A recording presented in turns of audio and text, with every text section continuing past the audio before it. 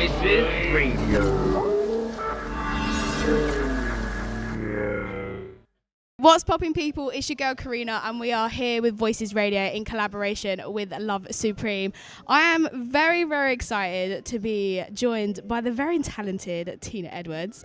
I saw Tina a while back at Shoreditch Box Park, where we first encountered, and I'm so excited to just talk to her about Love Supreme, that she's been here for a while, and yeah, what's kind of next to come. So hi, Tina.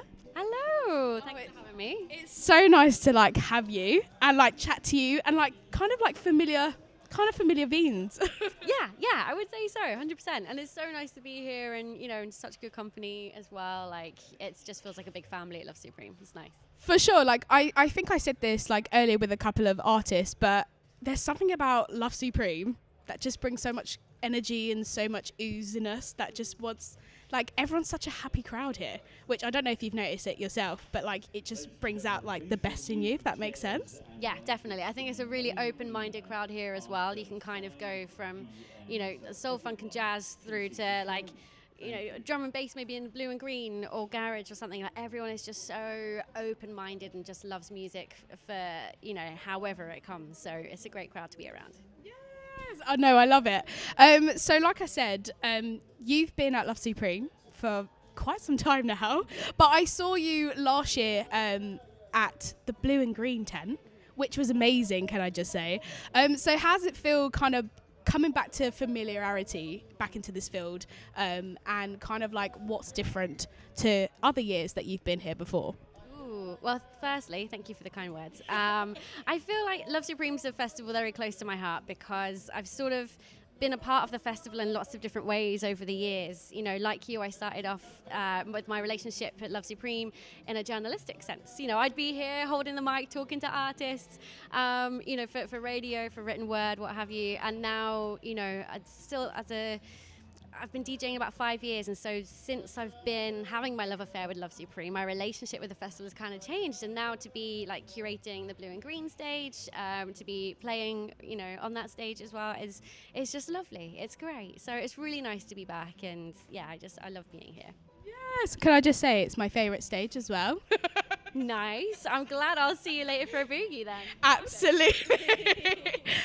So from the differences of your playing, I know you're going back to back with Tim, which is going to be really, really exciting. What sort of stuff will you be creating, or can you tease us a little bit of what you will be playing later on in the blue and green tent? I mean, we're both quite eclectically minded. I think we both love, our mutual coordinates kind of come together at percussion, a lot of dance floor jazz, Latin jazz. We were actually talking last week, we're both playing in Romania, and we were chatting quite a lot about this weekend. And we were talking about sets where there's unpredictable tracks dropped. For example, Goldie dropping Smells Like Teen Spirit from Nirvana.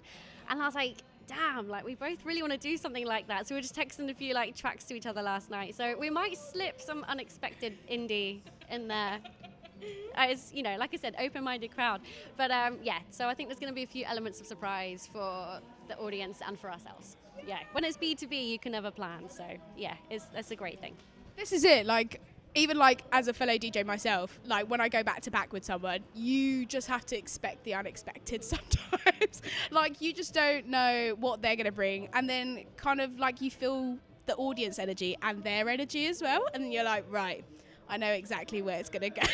Yeah, there's some time to take risks and, celebrate each other. I remember last year playing with Tim, I just kept jumping on his shoulders because I was like, yes, this track, yes, great shout. And it's really nice when you find a partner that you can go back to back with, where they're going to surprise you, but you also have that element of trust in a way, because some DJs talk about B2Bs being a bit competitive, if you haven't got the relationship quite right. But with Tim Garcia, it always just feels perfect. So yeah, I'm really excited. Oh, I love it. No, I'm so excited to see that happen. Like, I think it's just going to be so magical. Just a quick question, just about like musicality in general. What got you into, I know you kind of mentioned about journalism and that you went into that way, creating like stuff for radio and stuff like that, and being on the other end of the microphone. But kind of like, what was your idea of like, right, I want to be a DJ, I want to be an actual performer now. What kind of got you into that swing? I'd say it was Worldwide FM actually, because that is really where I had touch time with CDJs, with turntables, probably for the first time. You know, beyond my own sort of record player at home, which was very much just a single, you know, chill record player. And that really gave me, you know, the access to learn that side of the craft. And, you know, with radio, you're talking about music you love, you're playing it, but with DJing, you show the people the music you love in a different way, where the response from the audience is immediate, whereas on radio you're sort of imagining, or there's a bit of interaction on social media, but it just hits so instantly that it felt so natural. So, you know, I've been DJing for 5 years now, so, you know, I hadn't started until I was 29. And a lot of my friends, you know, started this when they were like 15, 16, and I'm always just feeling like, wow, like, you know, what can I teach you, but what can you teach me? Like, you've been doing this a long time. So, yeah, I think, you know, I think that's kind of how I've ended up here, and I'm loving this side of it. You know, I'm still very much doing radio, writing, presenting, but DJing, it really, like, it feels really special to me. So I'm going to keep doing it for, you know, a lifetime. No, we do. We want you to just continue until like the end of time now. With like upcoming DJs or radio presenters, people that just want to create, what would your advice be, like starting up and like, yeah, creating these opportunities for you and trying to get into the field? What would you say would be like your advice to get in there? God, I could say so much, but to keep it brief, I'd say don't be intimidated about just exploring your equipment. Like, if you're very, very early to it, just hit knobs, buttons, just have fun. Don't forget to play, because sometimes when you've learned something, we get a bit serious about it and a bit technical, and just keep playing, keep being silly with it. On a more sort of practical level, I would say, you know, there are places out there that have open decks where DJs who have no experience or little experience can go out there, play to a crowd that are, you know, you can be pleasantly in the background. It's not like it's going to be all eyes on you, and I think it's a very safe place to go and play. And I think having a niche as well really helps, I guess, you know, be creative first and foremost. But if there is like a niche element of music that you are just so excited to share with people, that really sparks you up, make that your message. Play it, share it, make sure the world know about it.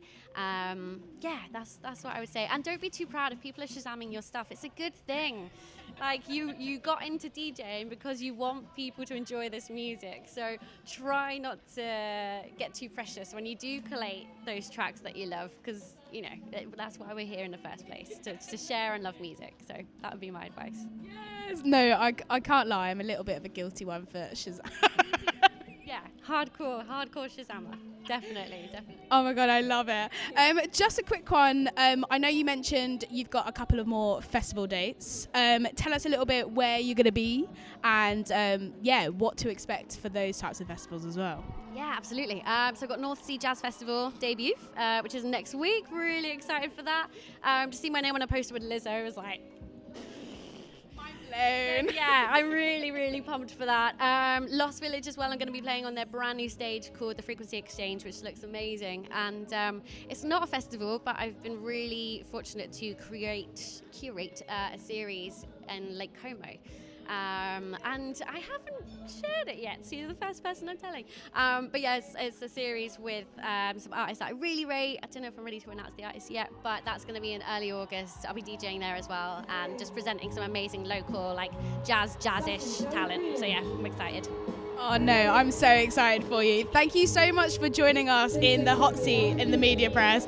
And yeah, looking forward to you playing out later on. It's going to be exciting. Thank you so much. It's been lovely to chat to you.